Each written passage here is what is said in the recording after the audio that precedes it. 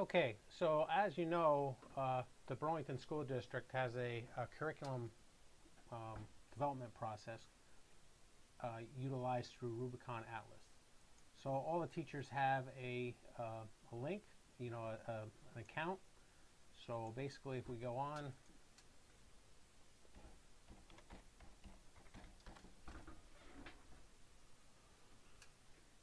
what I try to do here is I look at different units and instruction. Played around with a SIOP model, and again, this is modeled off of this is what I call a hybrid off the Grant-Wiggins material.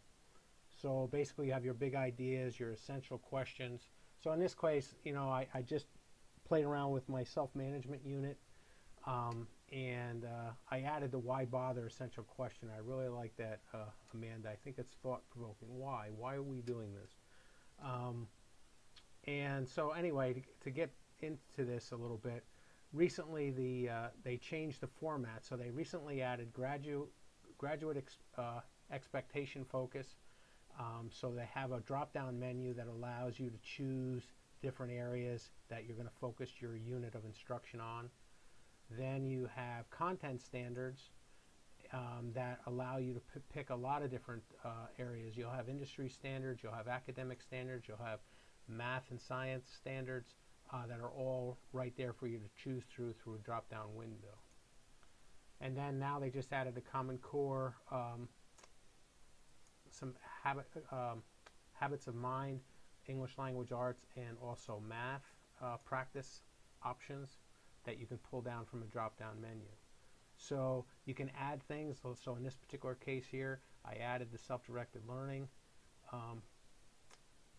skills, and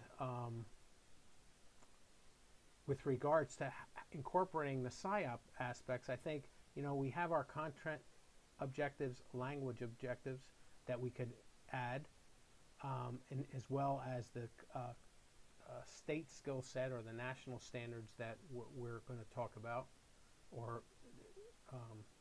and then we have instructional strategies, so building background. So if we added some of those questions, that stimulate that background, ideally having the building background as a drop-down menu. So if you remember that pink sheet we got in class, if the suggested instructional activities were able to come down through a drop-down menu, that might be helpful to kind of stimulate, well, what does that mean? So in this particular case, if I'm talking about self-management, we're talking about class policies and so forth, I would try to ask a question: have they ever been late for class? Have they ever had a job or been employed? And if so, were they ever late? What happened when they were late? And then obviously add things for comprehensible input, interaction, practice, and application. The district just added this line item tab here, which would be academic vocabulary. So there you can place some words.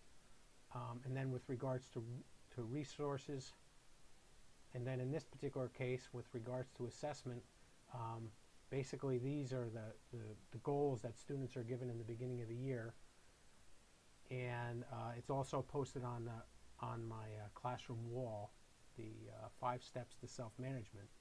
And then formatively, every quarter students are asked how they did. So basically what they would do is log on, and then basically they do their own self-evaluation. So they fill it out. Basically, do they come to class on time if they were absent? So they answer a series of questions. And then obviously there's your drop down there with regards to what you'd select or what the student would select. And then goes on to a little further depth. So in this particular case, I would model this with the students before they would do it, and show an exemplar of what a completed one looks like.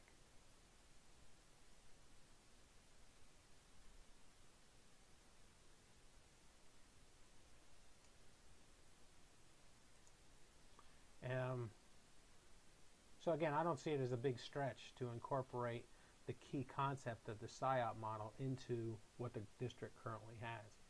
The evaluation model, well, that's another story. I mean, a a lot of things I don't see them adopting that 30-point check with the time frame that they have for evaluating educators. Anyway, I hope that gives you an idea how I would implement it.